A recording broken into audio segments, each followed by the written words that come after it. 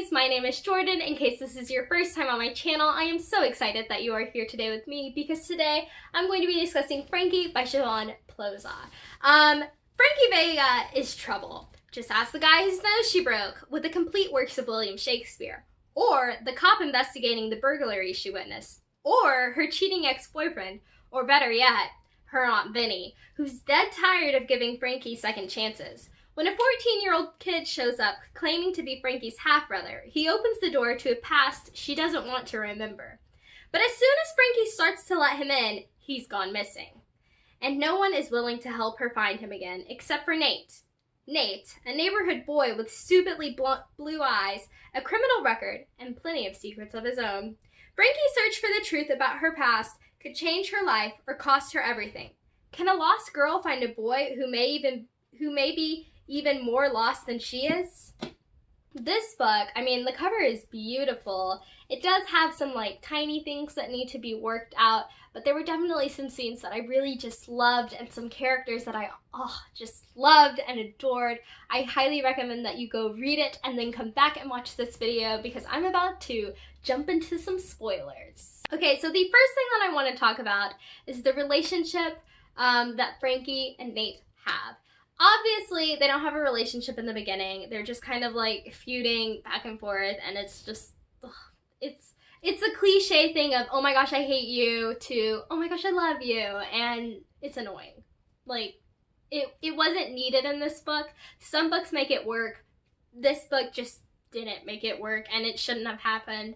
I honestly would have been fine if they had gone from I hate you to now we're friends, but I hate you to oh my gosh, I'm in love with you. It's just kind of, it went too quickly and it seemed kind of unreasonable. I didn't understand why Nate liked Frankie because honestly, in my personal opinion, Frankie just honestly wasn't one of those characters that's easy to vibe with. I feel like you really have to know her background to vibe with her and actually know a lot about it to really just feel sympathetic towards her and just like her. I don't know. It wasn't working. Okay, so the next thing that I want to talk about is Frankie's friendship with Kara. They have this little spat thing, right? And it's honestly not that bad. And then Frankie goes over to apologize, and then Kara is all you don't even know anything that's happening in my life. How are you my best friend? And how could you do something like this? And then Frankie gets really mad and basically is just whatever, I'm done with you. I don't need you. Even though Kara is basically her only friend. And yeah. And then we get to the end scene, the epilogue. I think it's the epilogue where it's oh yeah, well, I guess nothing can come between us, because we're best friends. But I feel Kara would have, her feelings would have been way too hurt to just go from oh my gosh, I hate you, to oh my gosh, yeah, we're best friends. I feel there would have had to be something in there. Frankie would have had to have said something to apologize. And I kind of dislike the fact that we didn't get to see that. And I feel the book makes it seem there wasn't even a scene where that happened. Kara just kind of got over it and was just kind of okay, I'll be a best friend again.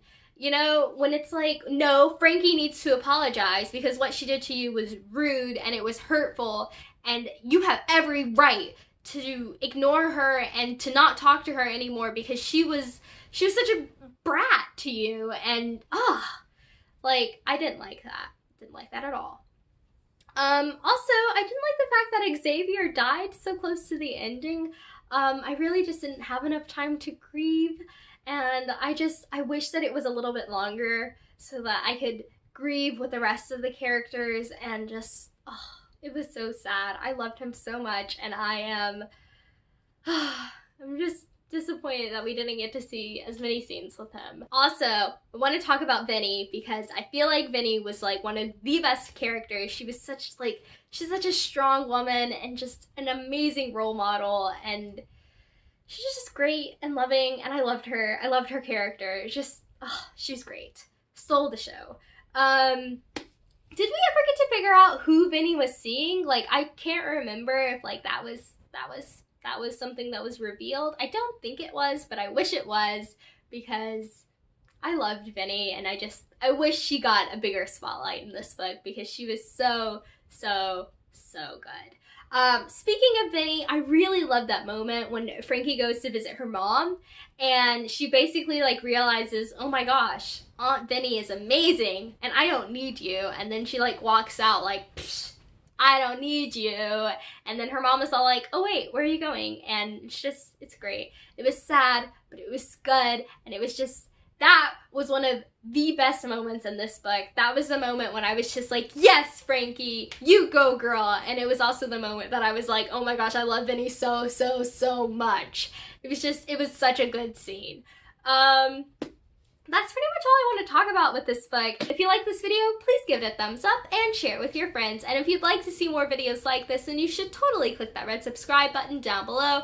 And don't forget to hit the bell icon so that you can be notified every time I upload a new video. Speaking of uploading, I'm going to be doing a book discussion about Hank's new book that came out. I got it when it came out, and I have started it. I haven't finished it yet, but next Saturday there will be a video of me talking about it, and from what I've read, I'm absolutely going to love this book. Bye guys!